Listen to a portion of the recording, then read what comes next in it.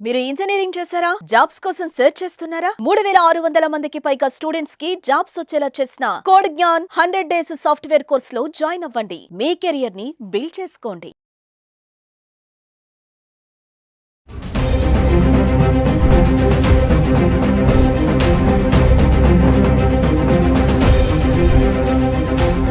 Hi hello నమస్తే, welcome back to Suman TV. ప్రస్తుతం మనతో పాటు ఉన్నారు consumers affairs committee chairman Mandari Krishna Reddy గారు. నమస్తే సార్. నమస్కారం అమ్మా. సార్, మరి గోల్డ్ రేట్స్ చూసుకుంటే నిన్న తగ్గింది, ఈరోజు పెరిగిపోయింది. ఎప్పుడు పెరుగుతుంది ఎప్పుడు తగ్గుతుంది తెలియట్లేదు, పరుగులు అయితే పెడుతుంది. మరి చూసుకుంటే 2025 సంవత్సరం ఆఖరికల్లా 1,00,000 దాటేస్తుంది అన్నట్టుగానే ఉంది. మనం చాలా వీడియోలు చేసాం బంగారం పైన. మరి ఇప్పుడు చూసుకుంటే ట్రంప్ సుంకాల ప్రభావమే అనుకోవచ్చా, మరి రష్యా ఉక్రెయిన్ యుద్ధమే కానీ ఈ అంతర్జాతీయ పరిస్థితుల ప్రభావం కూడా ఈ బంగారం రేట్ల పైన ఎలా చూపిస్తుంది అంటే? బంగారం సంగతి మనం చాలాసార్లు మాట్లాడుకున్నాం, మళ్ళీ కూడా మాట్లాడుకుంటున్నాం. బంగారం ధర ఎప్పుడు పెరుగుతుందో ఎప్పుడు తగ్గుతుందో దాన్ని గురించి చెప్పడం కూడా చాలా కష్టంతో కూడుకున్న పని. ఎవరైనా ఛాలెంజ్ చేసి ఇది 1,00,000 రూపాయలు దాటుతుంది, 1,25,000 అవుతుంది, 1,50,000 అవుతుంది, అక్కడ నిలబడుతుందని చెప్పగలిగే వాడు ఎవడు కూడా ఏ జాతకం దీన్ని వర్తించదు. ప్రపంచంలో ఇంతవరకు పేరు పొందిన జాతకం చెప్పే వాళ్ళందరినీ తీసుకొచ్చి కూర్చోబెట్టినా వీళ్ళు జాతకం చెప్పలేరు. కారణం ఏంటంటే ఒక్క కారణం కాదు దీనికి. రకరకాల ప్రపంచంలో ఏ మూలన ఒక చిన్న సంఘటన జరిగినా దాని ప్రభావాలు కూడా దీని మీద ఉండే అవకాశాలు ఉంటాయి. ముఖ్యంగా మనం ఇప్పుడు ఎందుకు పెరుగుతోంది ఆకస్మికంగా, మధ్యలో కొంతకాలం టకటక తగ్గి మళ్ళీ పెరగడం పోలిపోయిన కారణం ఏంటంటే సుంకాల ప్రభావం.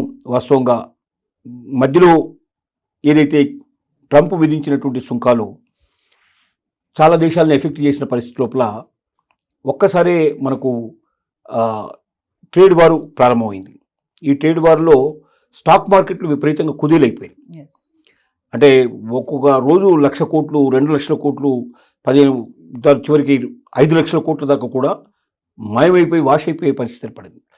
స్టాక్ మార్కెట్ ఎప్పుడైతే కుదేలుగా ఉంటుందో, ఎప్పుడైతే అది స్టాక్ పర్ఫెక్ట్గా ఉండదో, అంటే ఏమాత్రం కూడా కదలిక లేకుండా జాగ్రత్తగా ఒకే రకంగా ఉండే పద్ధతిలో నడుస్తూ ఉంటుందో, లేక స్టాక్ ఎప్పుడు కూడా స్టాక్ మార్కెట్ మంచి విజృంభించి పోతూ ఉంటుందో, ముందుకెళ్తుందో, అలాంటప్పుడు గోల్డ్ తగ్గడానికి అవకాశాలు ఉంటాయి. ఎందుకంటే స్టాక్లో ఎక్కువ పెట్టుబడి పెడతారు, గోల్డ్ మీద కన్నా స్టాక్ మార్కెట్ మీద ఎక్కువ పెట్టుబడి పెడతారు. కానీ స్టాక్ మార్కెట్ పడిపోవడం, దానికి ఏమాత్రం కూడా వాల్యూ లేకపోయే పరిస్థితి ఏర్పడటం, లేదా ఎక్కడి దాకా వెళ్తుందో కూడా తెలియనటువంటి అనిశ్చిత పరిస్థితి ఎప్పుడైతే ఉంటుందో స్టాక్ మార్కెట్లో, అప్పుడు గోల్డ్ పెరగడం మొదలవుతుంది. ఎందుకంటే అక్కడ నుంచి అందరూ షిఫ్ట్ అయిపోతారు. ఇప్పుడు ఇది ఒక రకంగా జరిగేది. ట్రంప్ యుద్ధంలో ఏం జరిగిందంటే, ట్రంప్ యొక్క ట్రేడ్ యుద్ధంలో మొదట్లోనేమో పెంచి పారేశాడు, అందరికీ పెంచేశాడు. మన ఇండియా మీద కూడా మనకు 26% వేశాడు, మనం చూసాం. ఇక చైనా మీదనైతే 145 దాకా వెళ్ళిపోయాడు. చటుక్కున 90 రోజుల పాటు దీన్ని నిలిపేస్తున్నాను అని పెట్టాడు. నిలిపేస్తున్నానగానే ఏమైంది, మళ్ళీ స్టాక్స్ అన్ని విపరీతంగా పెరగడం మొదలుపెట్టాయి. కానీ ఇక్కడ ఏం జరిగిందంటే, ఆ అనిశ్చితి నుంచి కొంత నిశ్చితికి వచ్చే పరిస్థితి ఏర్పడటం వల్ల కొంతవరకు గోల్డ్ మీద మధ్యలో తగ్గినటువంటి గోల్డ్ మరి పెరగడం ప్రారంభమైంది. కానీ ఇది ఎప్పటిదాకా పెరుగుతుంది అంటే, మళ్ళీ ఇప్పుడు సపోజు ట్రంప్ ఎప్పుడు మనసు మార్చుకుంటాడో తెలియదు మనకు.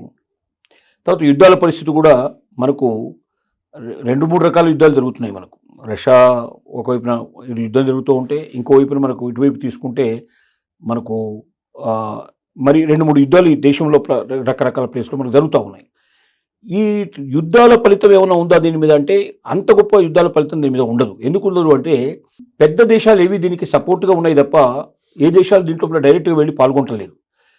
కాబట్టి కొన్ని దేశాల మధ్యలో, ఒక దేశం ఇంకో దేశం మధ్య కాకుండా ఒక 10-25 దేశాలు కలిపి ఒక గ్రూప్గా ఏర్పడి 2 గ్రూపుల మధ్య ఒకవేళ గొడవ వస్తే దాని ప్రభావం తప్పనిసరిగా గోల్డ్ మీద ఎక్కువ ఉండే అవకాశాలు ఉంటాయి.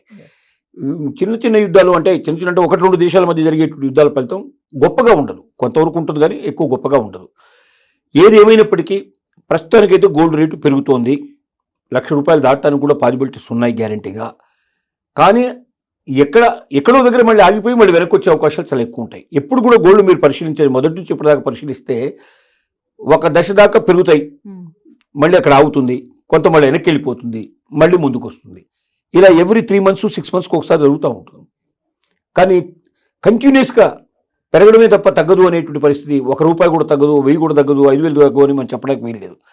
10,000, 25,000, 30,000 దాకా తగ్గిపోతుంది. మళ్ళీ 30,000 పెరిగిపోయి మళ్ళీ ఇంకో 20,000 పెరగడానికి పాసిబిలిటీ ఉంటుంది. ఇలాగా పెరుగుతుంది, తగ్గుతుంది. కాబట్టి గోల్డ్ అనేది స్థిరంగా ఉండేటువంటిది కాదు.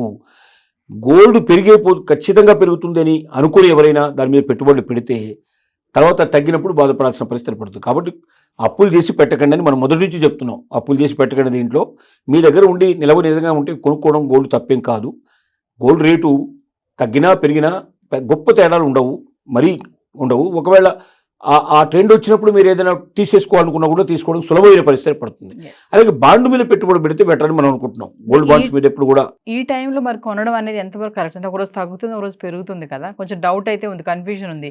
మరి ఇంకా చూసుకుంటే 1 lakh వరకు కూడా వెళ్ళిపోతుంది. 96,000 ఉంది కాబట్టి 4,000 ఎన్ని రోజుల్లో పెరగదా అనే డౌట్ కూడా వస్తుంది కదా సార్. పెరగడానికి అవకాశాలు కనబడుతున్నాయి. ₹1,00,000 దాటడం అయితే డెఫినెట్గా జరిగేటట్టుగా కనబడుతున్నాయి విషయాలు అన్ని రకాలుగా ఆలోచిస్తే. కానీ అక్కడే స్థిరంగా ఉంటుందని చెప్పడానికి మాత్రం వీల్లేదు. మళ్ళీ వెనక్కి రావడానికి కూడా పాసిబిలిటీస్ ఉన్నాయి. అదే చెప్తున్నా కదా, గోల్డ్ మీద పెట్టుబడి అనేది వాళ్ళ దగ్గర నిజంగా నిలవ డబ్బులు ఉంటే మాత్రం పెట్టుకుంటే తప్పు లేదు.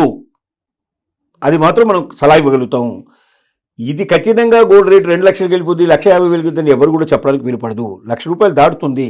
ఎన్నాళ్ళు ఉంటుంది అక్కడ, మళ్ళీ ఏం జరగబోతుందో మనకు తెలియదు. ట్రంప్ ఏ డెసిషన్ తీసుకుంటాడో తెలియదు. ఇతర దేశాలు ఎట్లా స్పందిస్తాయో తెలియదు.